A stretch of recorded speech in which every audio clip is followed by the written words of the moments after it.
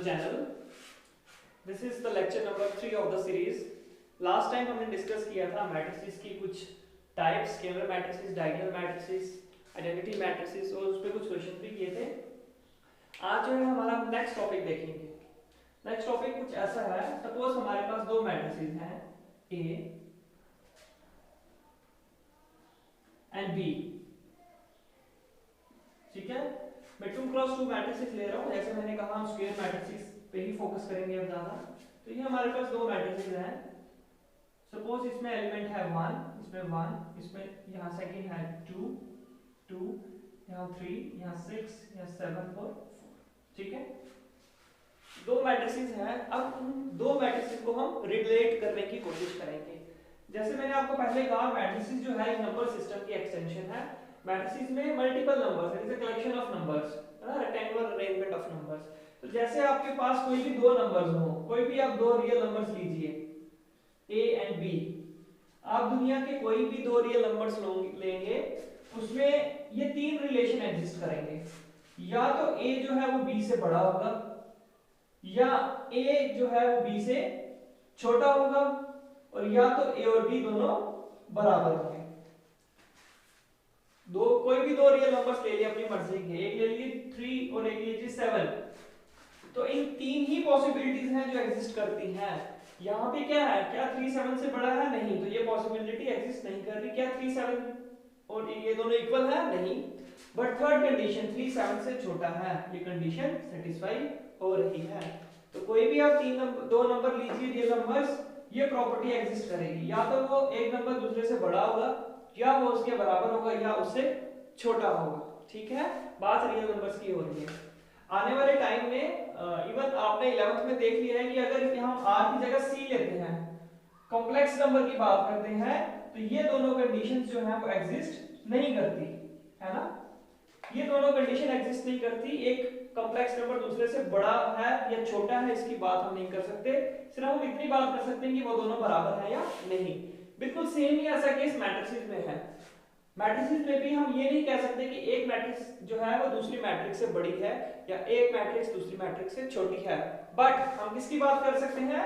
Equality की, कि वो दो मैट्रिसेस जो है वो इक्वल है या नहीं। तो आज हम इसी के बारे में डिस्कस करेंगे, इक्वालिटी ऑफ मैट्रिसेस, कि दो मैट्रिसेस जो है वो इक्वल होंगी तो कब होंगी, क्या क्या जरूरी चीजें हैं उनके लिए इक्वालिटी ऑफ मैट्रिसेस, ठीक है। तो इसमें दो चीजें आपको चेक करनी है जब भी आपको इक्वालिटी की बात होगी।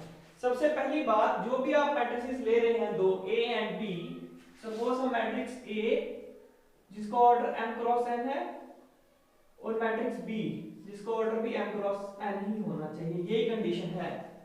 ऑर्डर अभी हम यहां छोड़ देते हैं।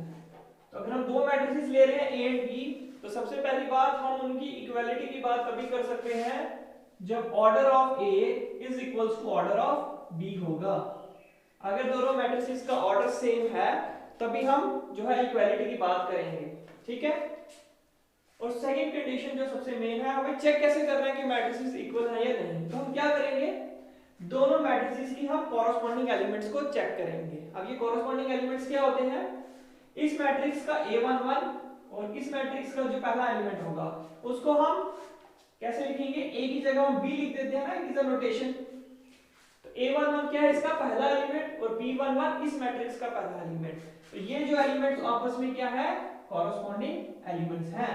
वैसे ही A12 किसके कॉरेस्पॉन्डिंग है? A12 है B12 के, फिर A21 B21 के, और सिमिलरली A22 किसके कॉरेस्पॉन्डिंग है? B22 के, ठीक है। इन सिंपल वर्ड्स, ये जो फर्स्ट एलिमेंट आपको दिख रहा है दोनों का, ये कॉरेस्पॉन्डिंग है। जो सेकंड वो कॉरेस्पॉन्डिंग है, थर्ड कॉरेस्पॉन्डिंग है, फोर्थ कॉरेस्पॉन्डिंग एलिमेंट्स हैं। हमने चेक करना है जिन मैट्रिसेस को हम इक्वल शो करने की कोशिश कर रहे हैं, क्या उनके कॉरेस्पॉन्डिंग एलिमेंट्स इक्वल हैं। जैसे इसका पहला और इसका पहला ये सेम है, ठीक है। क्या इसका और दूसरा और दूसरा एलिमेंट सेम है? बिल्कुल सेम है। बट इसका तीसरा एलिमेंट है उसकी वैल्यू 3 है, इसके तीसरे एलिमेंट की वैल्यू 6 है, तो ये इक्वल नहीं है। आगे हमें चेक करने की जरूरत नहीं है क्योंकि अगर हमने मैट्रिसेस को इक्वल करना है तो उनके हर कॉरस्पॉन्डिंग एलिमेंट्स क्या होने चाहिए, सेम। तो उसको मैथमेटिकली कैसे लिखेंगे, aij equals to bij for all I, j। ये जो फॉर ऑल I, j, ये जो मैंने साइन यूज किया है ना, ये दिस साइन, इसको बोलते हैं फॉर ऑल। ठीक है, this is a mathematical symbol for the word for all. हम i और j की कोई भी वैल्यूज यहाँ पे पुट करें, i की 1 पुट करें 2 पुट करें या j की कोई भी वैल्यूज पुट करें, तो जो एलिमेंट्स है वो सेम होने चाहिए। फॉर ऑल का मतलब है हर corresponding element, aij equal to bij, ये कॉरस्पॉन्डिंग एलिमेंट्स को रिप्रेजेंट कर रहा है और इनमें इक्वालिटी होनी चाहिए।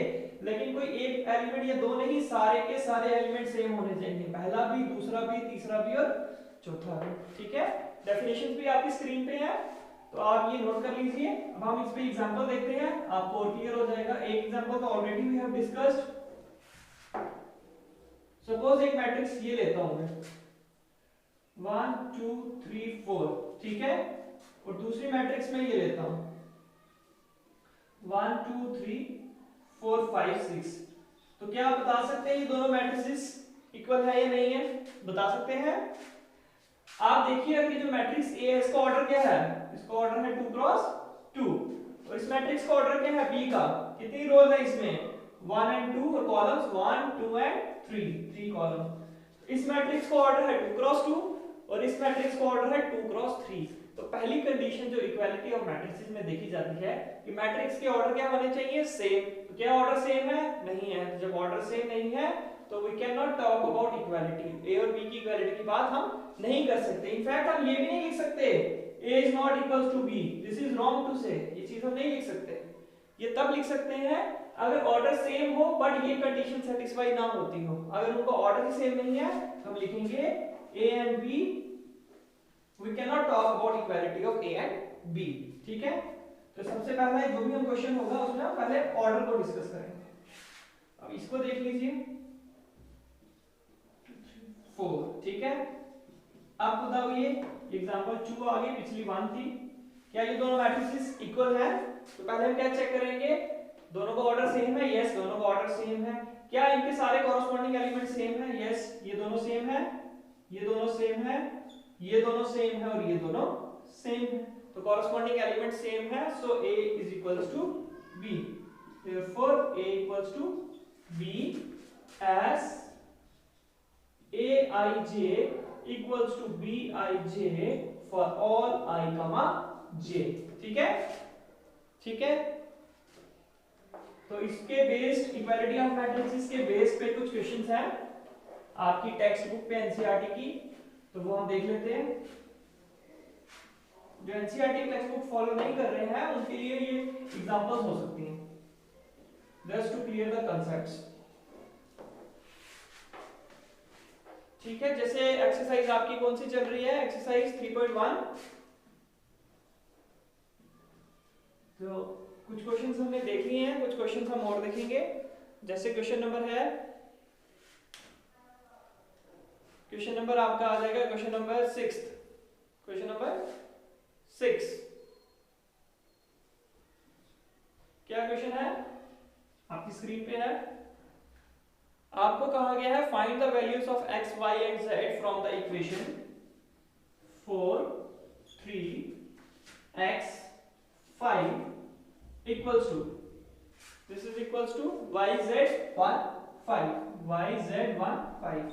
तो अब ये इक्वेशन दी हुई है, what is an equation, it is an expression which has equality sign and something on the left and right, so maybe polynomial। So here are two matrices on either side of the equality। तो आपको ये equation दी हुई है और आपको बताना है कि x, y, z की वैल्यूज क्या है अननोन्स की।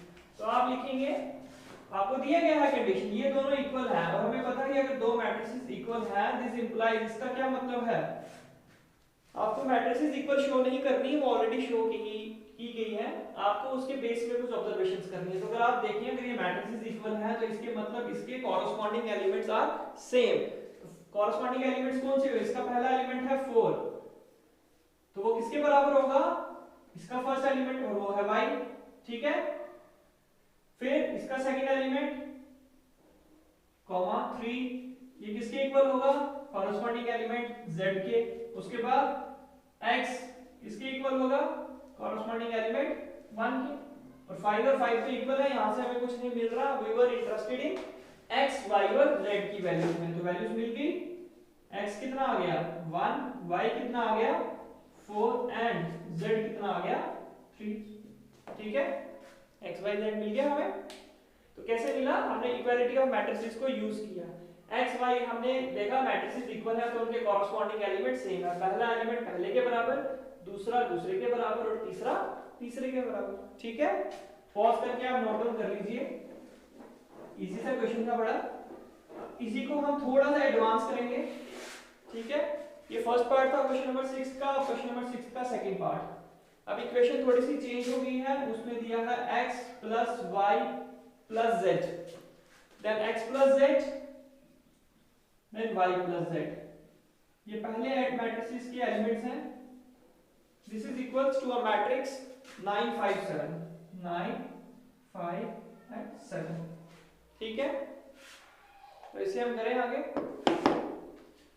तो मैट्रिसेस इक्वल हैं, दैट मींस फर्स्ट एलिमेंट इस मैट्रिक्स का x plus y plus z, ये एक ही एलिमेंट है ना, ये एक ही एलिमेंट है। मैट्रिक्स का ऑर्डर कितना है, 1 2 3, 3 रोज है, एक कॉलम है, इसमें भी 3 रोज है और एक कॉलम है। तो पहला एलिमेंट x y z और इसका पहला एलिमेंट 9। फिर उसके बाद second element x plus z which is equals to second element के बराबर, और इसका third element y plus z equals to इसके थर्ड एलिमेंट के बराबर। क्यों है बराबर, क्योंकि मैट्रिसेस जो है वो इक्वल है। इनको नाम देते हैं equation number 1, equation number 2 and equation number 3। तो यू हैव 3 इक्वेशंस। कितनी इक्वेशंस है, 3 इक्वेशंस। और कितने अननोन वेरिएबल्स है, 3। तो दैट मींस इस इक्वेशन का सॉल्यूशन एग्जिस्ट करेगा, है ना। आपने पढ़ा है ना सॉल्यूशन ऑफ इक्वेशंस में कि if number of equations equals to number of variables then the solution is feasible. तो अब यहां से आप देख लीजिए x z and y, 3 variable, इसमें x plus z की वैल्यू है, तो x plus z की वैल्यू यहां पुट कर देते हैं। तो क्या मिलेगा, put equation second in equation first, वही गेट, या यूज लिख लीजिए क्योंकि हम पूरी इक्वेशन यूज कर रहे हैं। तो these are not more sensitive words। x plus z की जगह यहाँ पे मैं ऐसे लिख लेता हूँ x plus z plus y is equal to 9। ठीक है, या ओके ठीक है, नो इश्यूज फ्रॉम।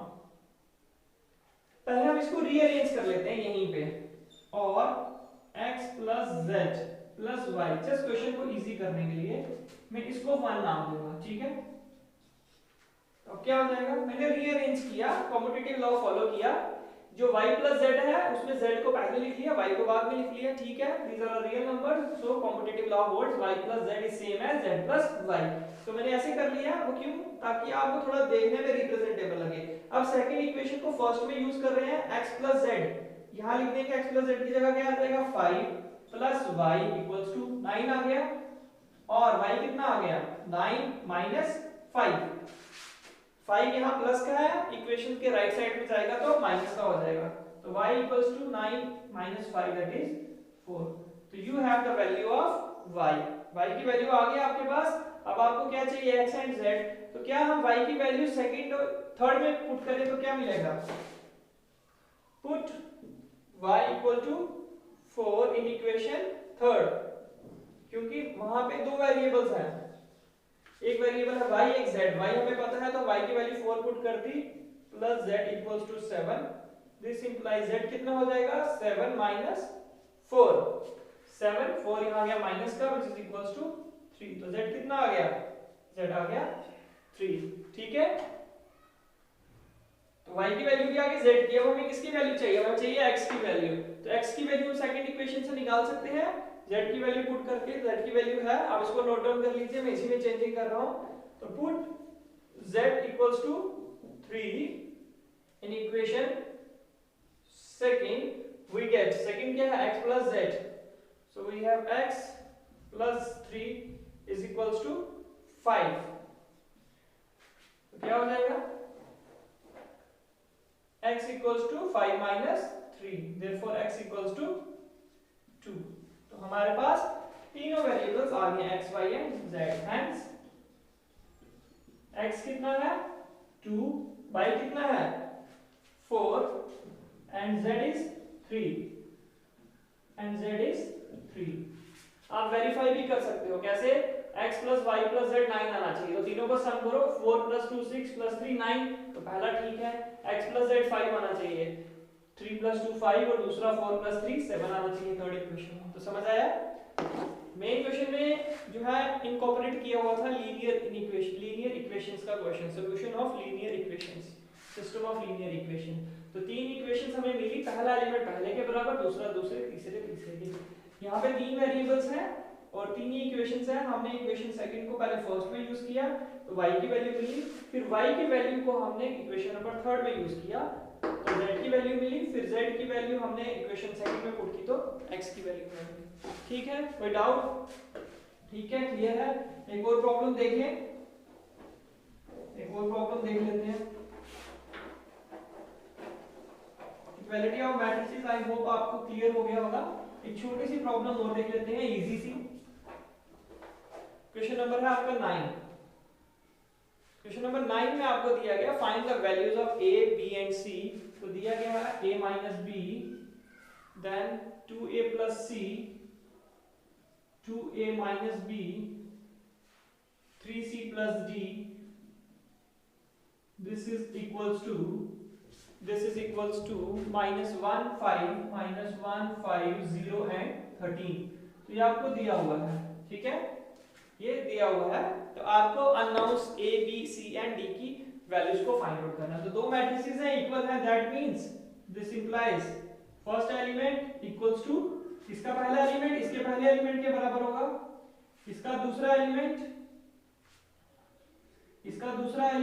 उसके दूसरे एलिमेंट के बराबर होगा, इसका तीसरा एलिमेंट तीसरे एलिमेंट के बराबर होगा, and finally last 3c plus d equals to 13 होगा। ठीक है, कोई डाउट? इजी है। तो अब हम अगर आप इस इक्वेशन को देखें, यहां पे इसको देखें तो यहां से क्या मिलेगा, इस फॉर्म में लिखें इसको, ठीक है, कोई इश्यू तो नहीं है। इसको first second just to save the board में ऐसे लिख रहा हूं, दिस इज इक्वेशन 4। तो from equation third we get, equation third में है 2a minus b equals to 0, इसका मतलब b को वहां ले जाएं 2a equals to b। तो यहां से b की वैल्यू आ गई, b जो है वो 2a के बराबर है। तो देखिए यहाँ पे a और b है, तो मैं b की वैल्यू यहाँ पुट कर दूं। Therefore from equation first we have a minus b। तो a minus b की जगह क्या लिख सकते हैं, b की जगह लिख सकते हैं हम 2a equals to minus 1। ठीक है, a में से 2a के कितने रहे, minus a equals to minus 1। तो a कितना आ जाएगा 1, like you say minus and minus cancel, है ना। तो a कितना आ गया 1। ठीक है, अब a की वैल्यू आ गई तो b कितना होगा, देयरफॉर इसका नाम फिफ्थ रख देते हैं। देयरफॉर फ्रॉम इक्वेशन 5 a की वैल्यू यहां पुट कर दो तो क्या आ जाएगा, 2 into 1 equals to b, this implies b equals to 2। ठीक है, b equals to 2, क्योंकि जो b था वो 2 times a था, तो a की वैल्यू हमने निकाल दी तो b की वैल्यू आ गई। नाउ आपके पास a की वैल्यू भी है, b की वैल्यू भी है, अब किसकी वैल्यू निकालनी है आपको, c और d की। इस इक्वेशन में देखो a और c है, तो a की वैल्यू हमारे पास a है, पता है हमें, तो c की वैल्यू निकल जाएगी। तो नेक्स्ट क्या लिखेंगे, इसको यूज करेंगे a equals to 1 in equation second we get, क्या मिल जाएगा हमें, 2 a की जगह 1 plus c equals to 5, 2 into 1 2 plus c equals to 5, तो c कितना आ जाएगा 5, 2 यहां जाएगा तो माइनस का विच इज 3। तो therefore c कितना आ गया, c आ गया 3। लास्ट इक्वेशन में क्या है, 3c plus d is equals to 13। तो c की वैल्यूज आप यहाँ यूज कर लीजिए, तो d की वैल्यू आ जाएगी, तो क्या आ जाएगा, put c equals to 3 in equation 4, we get क्या मिल जाएगा, 3c plus d, 3 into c की वैल्यू आ गई 3 plus d equal to 13, ठीक है ना। 3 c की जगह में लिख दिया 3 plus d equal to 13, तो this is 9 plus d is equal to 13, तो d कितना आ गया, 13 minus 9 which is 4, तो therefore d कितना आ गया, d आ गया हमारे पास 4। तो a की वैल्यू भी, b की वैल्यू भी, c की वैल्यू भी, d की वैल्यू, ये अननोन से जो हमने निकाले थे, चेक कर लो क्या ये वैल्यूज ठीक हैं, कैसे निकलेंगी, a की वैल्यू है 1, b की वैल्यू 2, तो 1 a minus b minus 1 आना चाहिए, तो 1 में से 2 को माइनस किया तो -1 आता है, ठीक है। वैसे ही सारी कंडीशंस को आप सेटिस्फाई कर सकते हैं, ठीक है। तो ये था इक्वालिटी ऑफ मैट्रिसेस पे आज का टॉपिक हमारा। दो मैट्रिसेस इक्वल कब होते हैं, थोड़े से रिवीजन कर रहे हैं, जब दोनों मैट्रिसेस का ऑर्डर सेम हो। और सेकंड कंडीशन, अगर मैट्रिसेस के कॉरस्पॉन्डिंग एलिमेंट सेम है तो मैट्रिसेस जो है इक्वल होंगी, सारे कॉरस्पॉन्डिंग एलिमेंट सेम होने चाहिए, अगर एक भी एलिमेंट जो है वो सेम नहीं है तो मैट्रिसेस इक्वल नहीं होंगे, ठीक है। So this brings the end to this lecture. If you have any doubt, आपको कोई भी डाउट हो तो आप कमेंट सेक्शन में लिखिए, and please subscribe the channel and share the channel with all those who need. Thank you.